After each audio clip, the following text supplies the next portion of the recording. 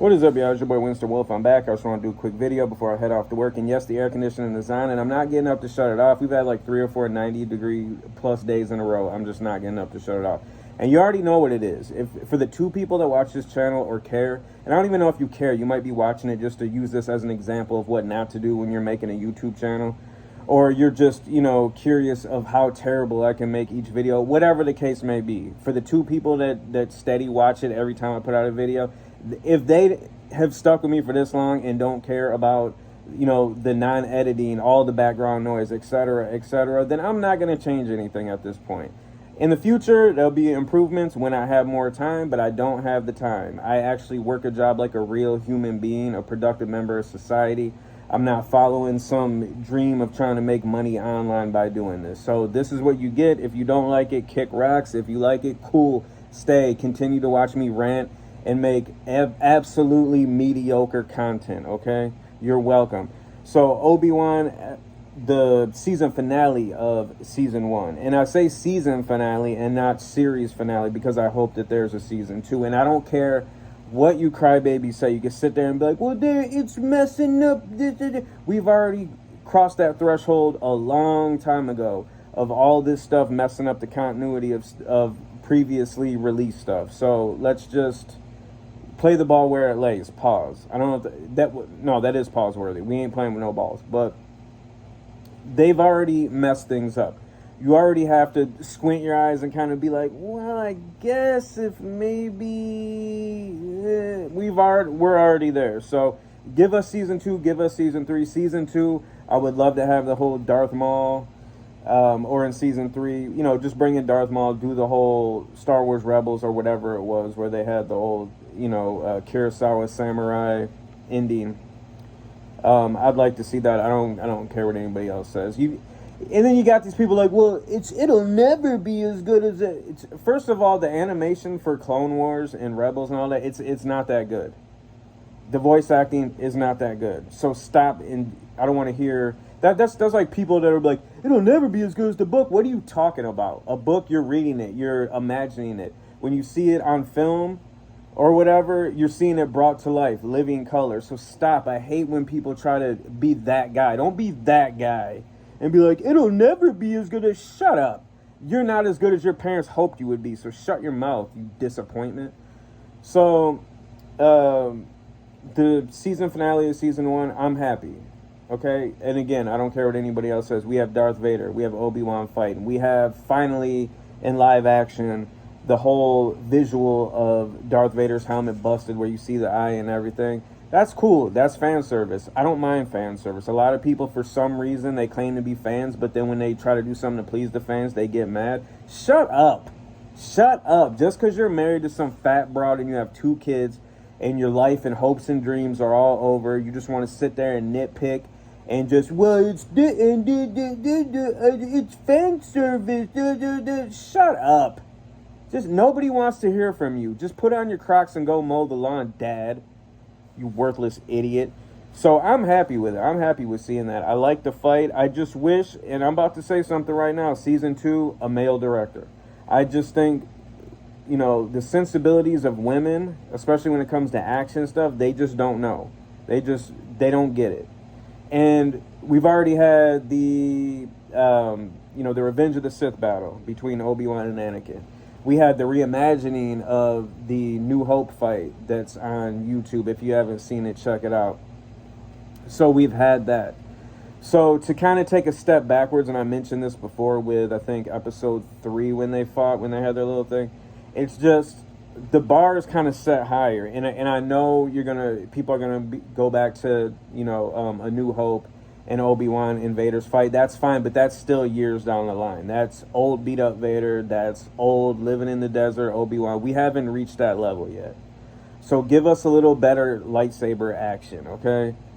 Because, like I said, the bar has already been set quite a tad bit higher for what we want to see between Obi-Wan and Vader. And they didn't hit it with this. But I'm still happy. You know what I'm saying? It's just like people talk about pizza, even bad pizza, it's still pizza. There's just varying levels of it. And if you give me Darth Vader and Anakin fighting, I would rather have that than nothing. So, there's another part. And this is like nitpicky stuff.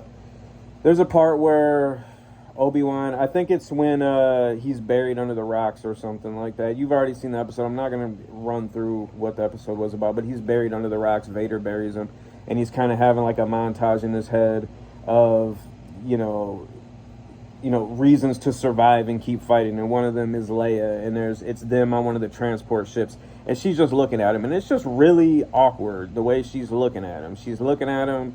You know what I'm talking about. I'm not gonna get into it, but it just, how long she's looking at him, the way she's looking at him, and how long they keep the camera there without cutting.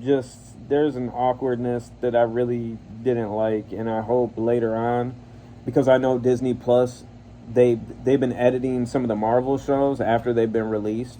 Just, little things here and there. I hope that's something that they just cut that a little bit. Just don't leave that shot lingering of her looking up at Obi-Wan like that. It's just weird. You know what I mean. The other thing is, I felt like the fight wasn't long enough. If you have two people, pause, that sounded real pause-worthy. But when you have two people that are matched up like that, and that have that kind of, determination, granted, one person wants to kill the other one kind of just wants to be on the defense. I don't really know what Obi-Wan's goal is in these fights, because he doesn't want to kill Anakin, but at the same time, you're stepping into a fight. Like, what are you just hoping that Darth Vader's just going to tire himself out and just be like, I'm done. We fought for 40 minutes. I'm going to go home. I'll get a hold of you, next month, and then we'll try this again and see if we can get a winner. But, I feel like the fight should have been longer. I feel like it should have been more even. And I feel like Vader should have had the upper hand instead of the other way around. I kind of see where they were going, to where it's like, okay, this is Obi-Wan finding himself. Pause. I don't know if that's pause-worthy, but you got to play it safe these days, You don't want people thinking the wrong thing. But it was kind of Obi-Wan like, okay, I'm not holding back anymore, as I did in our second fight. Or I guess the first fight also. But, so you see how he overpowers Vader. I still feel that Vader being the chosen one, with how much anger, how soon it is, it's 10 years, but that's still, for, what went on, that's still going to be fresh in his head.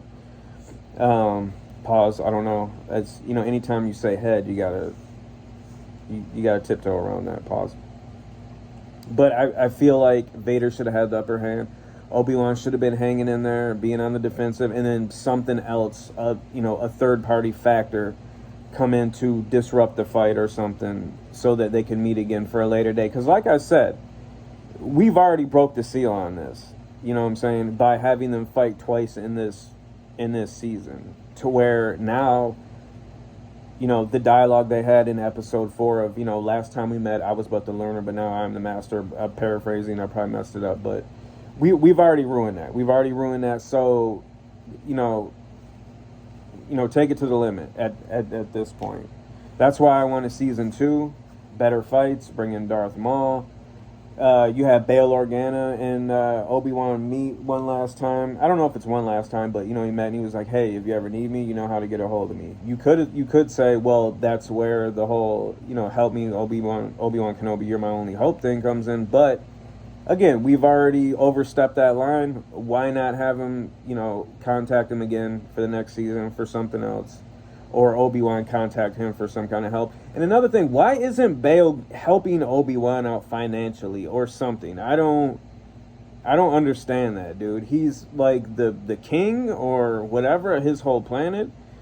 Princess Leia is his adopted daughter. She's a damn princess. How many broke kings in royalty that run a whole planet don't have a couple bucks that they can throw towards a hermit that, is a Republic hero that just saved their daughter? I don't get why, even on the low, he can't just, send some kind of courier or something and be like, hey, this is from Bail, this is a couple of G's. Here, get you something good to eat, get a nice little hut. There you go. If you need any more money, contact us. We'll be. I don't get that. It just makes Bail seem totally, completely clueless.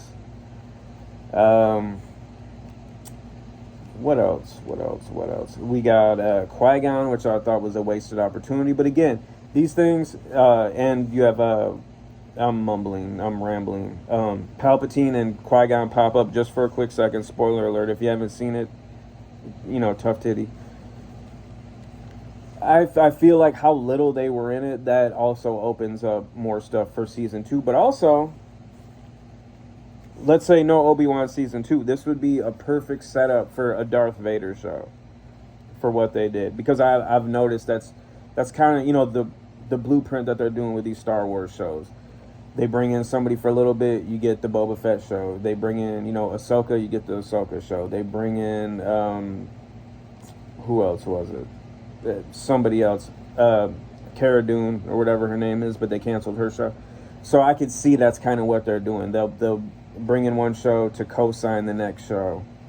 And speaking of Boba Fett, I just got done telling somebody how terrible of a show Boba Fett was because some idiot they work with was telling him it was good.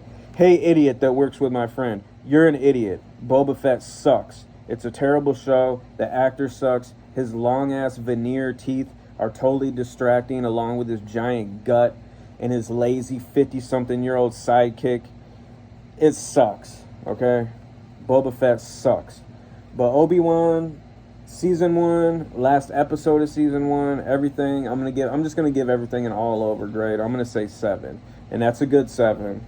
Again, I'm not totally clueless and ignorant to where I'm just gonna give it a 10 just because I love Darth Vader and I wanted to see them fight again. But it's a solid 7. I think there's plenty of room to improve for another season. I think they set up some cool possibilities. And Reva, everybody hates Reva. I didn't have that much of a problem. I didn't wish death upon her, none of that kind of stuff like that. But I feel like maybe halfway through the next season, Reva could pop up and is looking for some kind of redemption, maybe help Obi-Wan, maybe just going off on her own path, to find, redemption for all the bad she's done.